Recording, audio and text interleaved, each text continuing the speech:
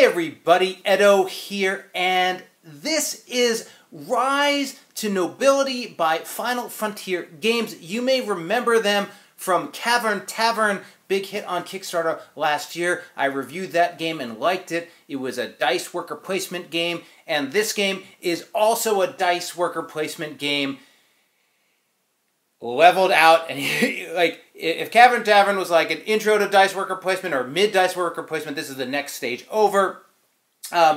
It's based on the same sort of fictional space, and if that's really interesting to you, they have lots of material on the narrative and story and passage of time. Not my thing, whatever, I want to play the game. So, it's 2 to 5 players, everybody gets all this stuff. Well, not lots of components. I'm not opening it all up. I can barely fit this thing on this game. And this is like, this is a Euro-dense game, but it's got some really cool hooks that work, and it's tight. A little slow to start, but actually my understanding from those guys is they've addressed that with some later tweaks from the games I've played, and possibly from some of my feedback. But you have a settlement. You're like a rising lord in this town area, and what you are going to be doing is having different races settle in your space. Humans, half-elves, that kinds of things. And you are going to be having them settle, and then once they settle, you get them as workers, and you can apply them to different guilds and earn more and more resources, and resources are letting you get victory points, and lots of different victory points in this game, and ways to get them.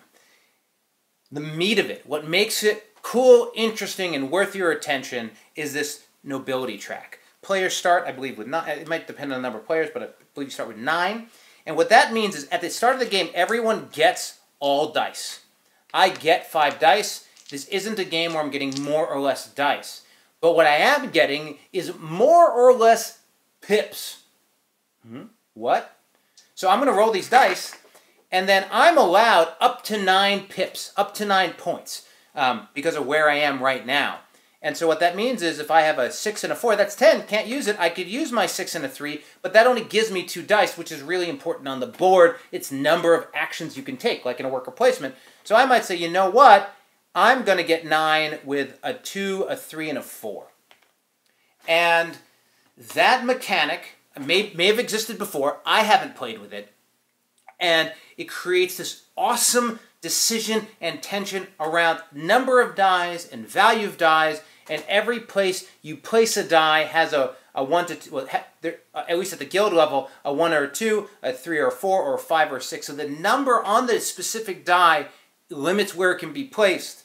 You have this sort of system for getting houses that, you know, has the player plays a die and then subsequent dies need to be lower. For getting settlers, some player plays a die and then subsequent players need to play higher.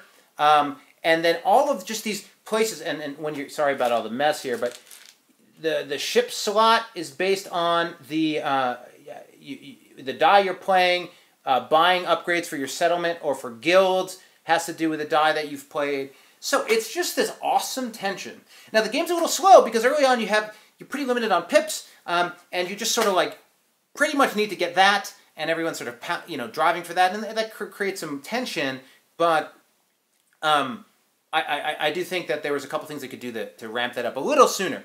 Once you get past that initial sort of start, all of the dynamics on getting resources from guild, getting a settler to get your character to put him in the one of these circles. Where is it? Down here on yellow. On the other ones, it's above. But they give you a discount in those guilds. You're working up this nobility track, which unlocks being able to talk to the risk some of your reputation to buy and trade with the king. You know, the sort of round table of the humans and dwarfs and elves. When you make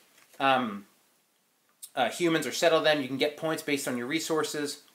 You have your character, a specific character. You have a little ability that is helpful and a little discount, which is helpful, or a little ability to make more points in a certain category.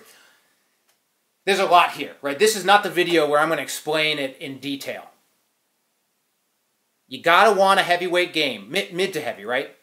Lots going on, lots to consider. The base mechanic is cool, and it's a nice twist, and they do a good job of levering that twist throughout the game. And it has a good escalation of play and feeling of capability. Bump it up a little, speed up at the beginning, but then it goes, and you feel like you have decisions, and it was tight the whole way through, and in multiple games, and everyone sort of felt in it, and we're sort of moving and trading and all that kind of stuff. Fixed limit game for number of turns. Again, a couple places where, I just don't review heavier weight games, so it's like, well, you got to refer to the rules a few times, and this isn't a 30-minute learn and play, but the decisions are cool and interesting, and that's really where it comes out. So subscribe, share, all that good stuff. Most importantly, play some great games. Thanks.